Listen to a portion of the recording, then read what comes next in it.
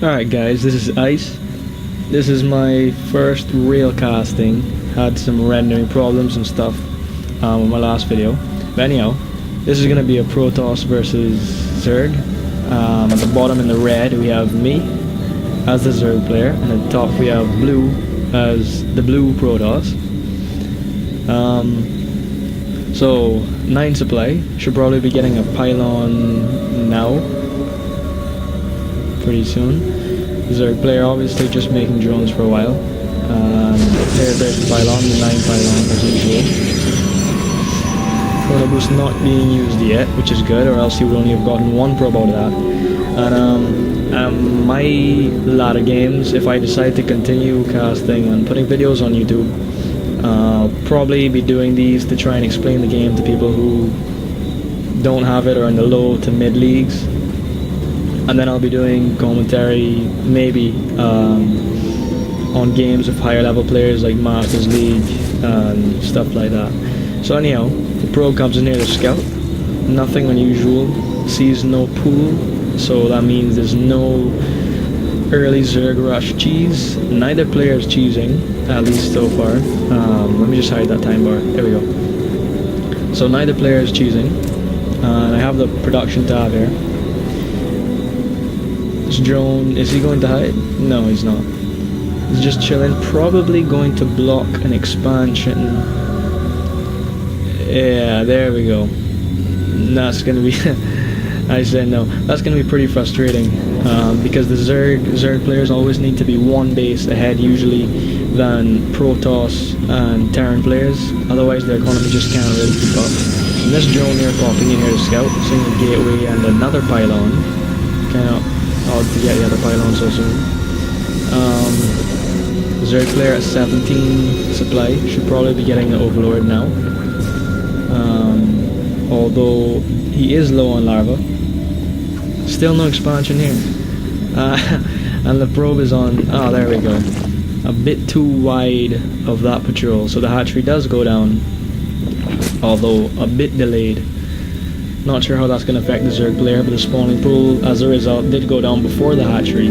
Although it would have been a hatchery first build. And here's the drone hiding in the corner.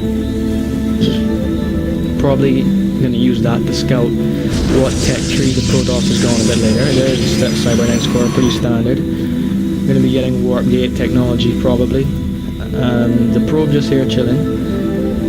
No gas taken by the Zerg yet, so no very early Zergling speed or roaches. And there's the Overlord just sneaking around the back. One simulator for the Protoss. Another gateway. Cybernetics core about 3/4 done. And that probe got taken out. 4 Zerglings on the way for the Zerg. And the Queen coming up very soon. Hatchery also going to be finished very soon. Another gateway. And the pylon for the Protoss. Almost supply block. So both players, I guess, fairly standard builds each. Spawning pool, then hatchery. I think it was going to be a 16 hatchery, but that probe there blocked it for a while. 2 zealots at the watchtower. Nothing to block Zerglings coming in here, although there's not really a risk of that. Another Queen coming here, and probably going to just be seeing a couple more drones. Maybe some transport to the expansion. 2 drones, 2 Zerglings on the way. I guess the Zerg player is expecting a push. There's a robotics facility. Maybe seeing an observer or an immortal right away. Chrono boosting that warp gate technology while getting another simulator. And Overlord just chilling in the back. Drone hasn't moved yet. And those 2 zealots. I'm gonna take out that spine crawler unless it gets cancelled. No, I think it got taken out. Should run that Queen away. Yeah, there we go. And the Zerglings coming. Take out those 2 zealots. If the spine crawler wasn't cancelled, then the Zerg would have lost 100 minerals, but each zealot is 100 minerals. And here's a Nexus coming up. Not exactly an early Nexus, but it wasn't late either. Pylon coming down here as well. And the Zerg player, if he notices this, needs to step up his bases, because like I said, they have to be one base ahead usually. So he should look to expand soon, although he doesn't have the money to do that and produce. A push may come, although he should be able to deal with that. Yeah, he should be able to deal with that. 2 simulators coming down right away.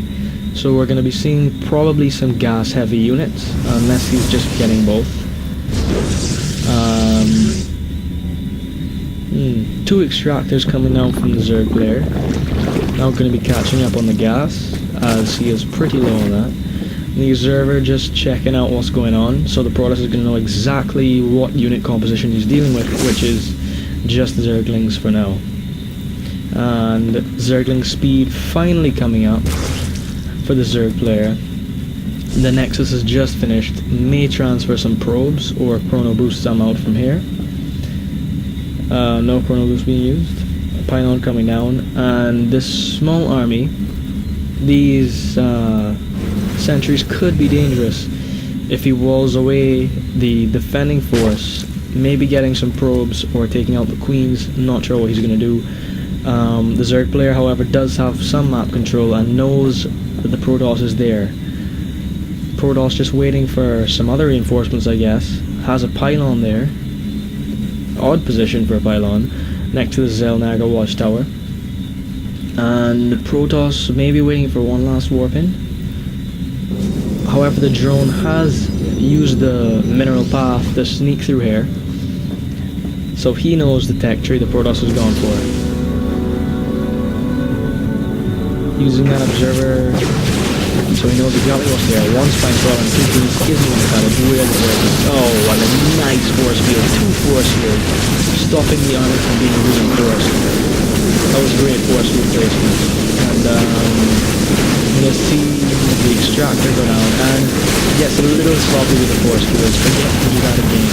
If he had done that, he may have taken the hatchery complete.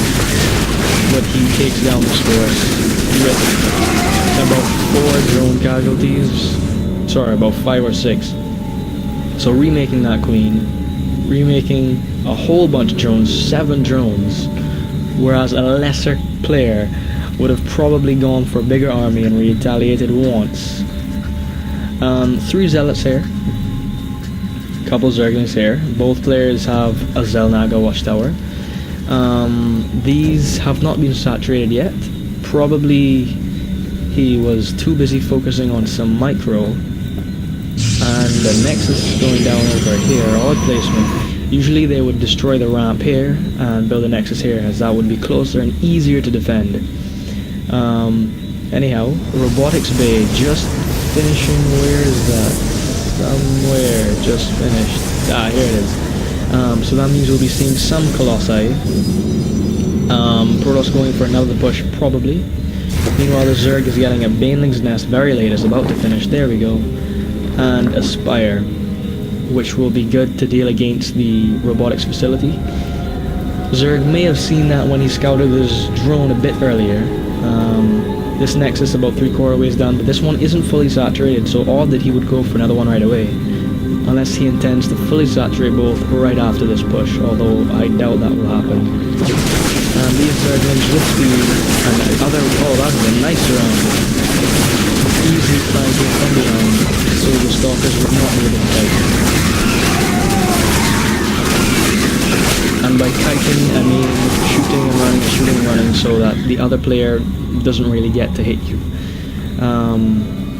Zerglings do get taken out in the end, but the Protoss did suffer heavy casualties, and that push will not go through. This base finally starting some saturation and pumping out some drone probes here. Not using chrono boost, not sure why. Zerg just mobilizing a little bit, getting some map control, leaving a Zergling at the watchtower. Gonna see all of these zealots, and gonna have to back off, I would imagine, yeah. Meanwhile, centrifugal hooks, now completing. That is the Baneling speed upgrade, and especially when on creeps, those are very useful. Observer's still here, so he knows exactly how big the army is, although I'm not sure he's seen the Mutalisk yet, but he sees it now. So he knows that the Zerg has anti-air, Here's some saturation starting here. No, not both the cylinders taken yet. The Protoss is a bit low on gas, considering he's going for Colossi. Should probably start to saturate those before the minerals, as he does have more minerals than gas. This Zergling is probably going to have a very unfortunate life in a couple of seconds. These Lings broke down these backdoor rocks actually, and yeah, that Zergling got annihilated to hell. This army was in here, a hatch was coming up, that you can see down here. And the Banelings completely destroyed that front army. Meanwhile, Neelix will take this out as it cannot attack by units. So the Banelings pretty much turning the tide of the battle, as the Protoss was on the edge of the creep, not where you want to be when Banelings have centrifugal hooks, and Colossi suffering from the splash damage of that as well. This is definitely not going to, I don't think, take out all of these forces. The Stalkers should, however, be focusing on the Neelix, because the Colossi cannot attack the Neelix, as I said before. Moving up the ramp again, trying to get away. That is not going to happen. Some Stalkers here will be able to take all these Neelix, and the Colossi will survive with its shields depleted. Twilight Council was researching Zealot charge, that may go down. And the Protoss not looking very good, probably because he didn't saturate this base and the third one very quickly. He just left them there, and it was kind of a waste of 400 minerals. Here's some harassing going on for the Zerg there. And that is really the worst thing that could happen right now for the Protoss, as he never really fully saturated that base. Neelix just running away, and there should be some drones coming up with this expansion very rapidly.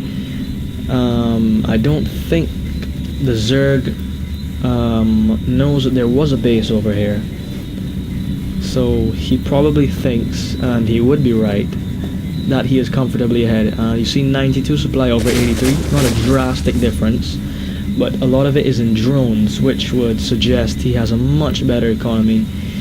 And you can see that right here, much more minerals and gas than the Protoss, who is struggling to make up an army. They're transferring some probes after his almost completely depleted main, and leaving the Stalkers back there, afraid of another harass,